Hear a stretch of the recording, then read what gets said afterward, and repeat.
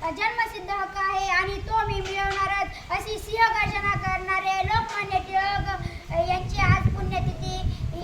त्यांचे पूर्ण नाव बाळ गंगाधर टिळक असे होते. त्यांचा जन्म 23 जुलै 1856 रोजी महाराष्ट्रातील रत्नागिरी येथे एका ब्राह्मण कुटुंबात झाला. ते लहानपणीपासूनच अतिशय हुशार बुद्धीचे विद्यार्थी होते.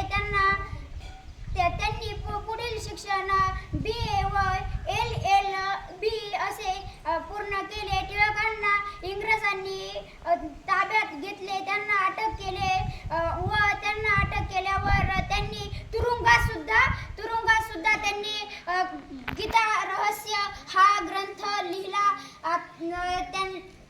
शेवटी अखेर त्यांचा 1 ऑगस्ट 1920 रोजी त्यांचे निधन झाले. क्रांतीची मशाल पेटवली, स्वराज्यासाठी शिव गर्जना केली. क्रांतीची मशाल पेटवली, स्वराज्यासाठी शिव गर्जना केली.